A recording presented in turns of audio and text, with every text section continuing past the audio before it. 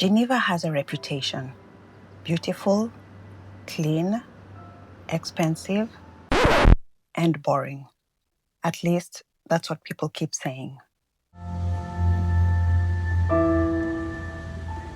But this is the Geneva we know. We live just across the border in France, but when the weekend comes, Geneva becomes our playground. So I started going through everything I've filmed over the years, and I realized something. Maybe Geneva isn't boring. Maybe you just need to know where to look.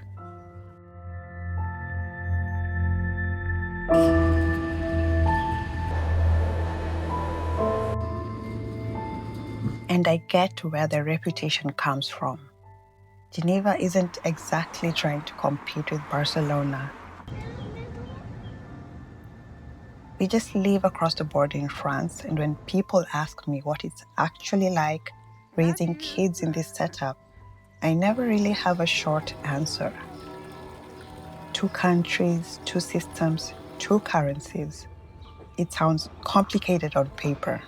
In real life, we've just gotten used to it. Some weeks it's groceries shopping in France and a museum in Geneva on the same day. It stopped feeling like 2 separate cities a long time ago. It's just one area that happens to cross the border. But the weekends here taught us that Geneva has another personality.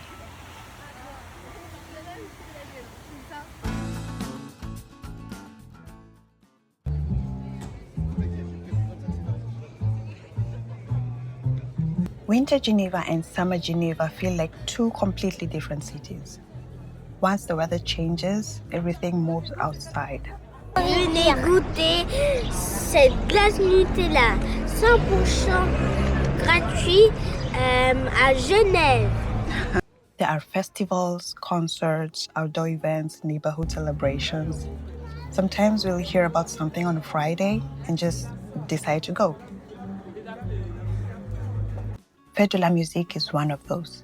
For one weekend, music just peels out into every street corner in the city, and you can just walk from one set to the next without ever really planning a route. The Street Food Festival has become one of our easy family outings.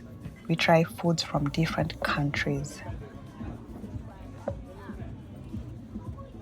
Although I'm fairly sure the kids come exclusively for this. And then there are the bigger events, like the car show at Palexpo. That's one thing that Geneva does surprisingly well. For a relatively small city, there's constantly something happening somewhere. You just have to be paying attention.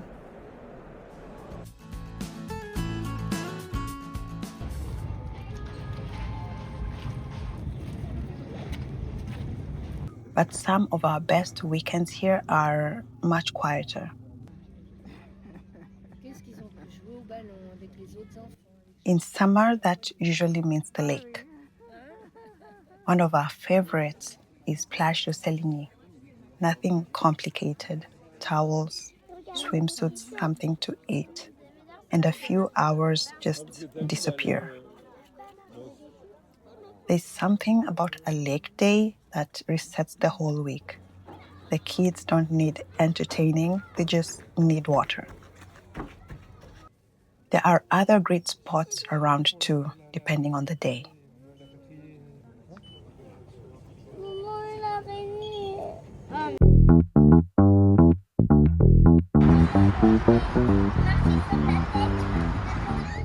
And Geneva isn't only postcard Switzerland. House of Paint is one of my favorite examples.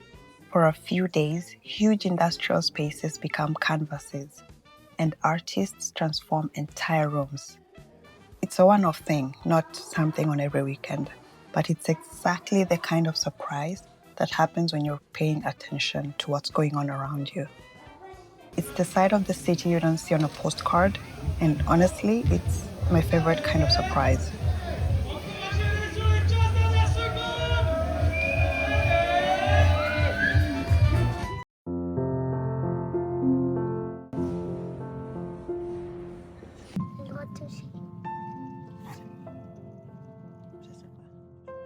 And sometimes we have absolutely no idea what we are looking at.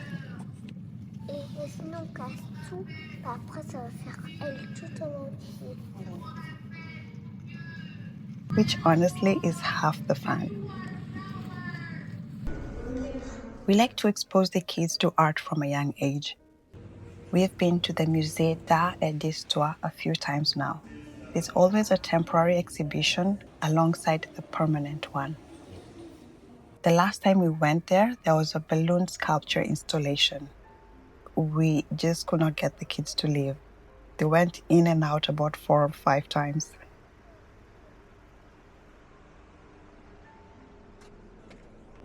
Even the Reformation Museum, which I wasn't exactly expecting the kids to rave about, surprised us.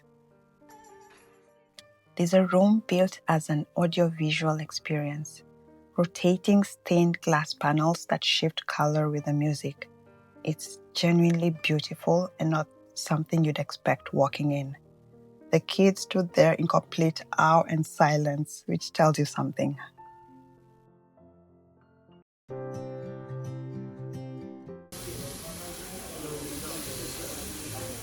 And then there's eating out, which is where Geneva's other reputation becomes hard to ignore. Yes, Geneva is expensive. So we like to eat out at least once a week on the weekend. And we found some places we genuinely enjoy, with the kids, and every once in a while, just the two of us.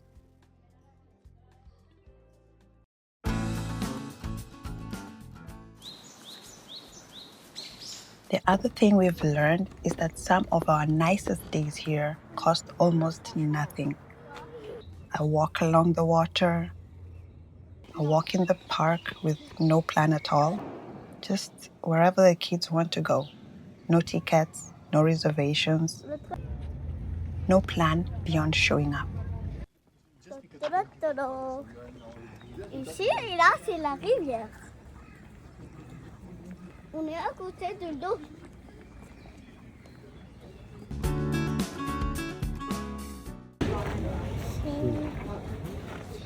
People ask me a lot how we even know what's going on, because it's not exactly obvious when you're not from here.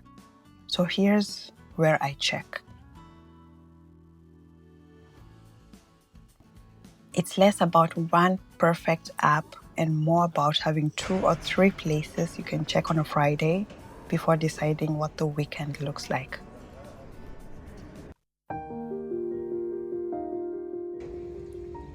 So, is Geneva boring? Honestly, I understand why people say it. If your idea of an exciting city is one that never sleeps, Geneva isn't probably going to win.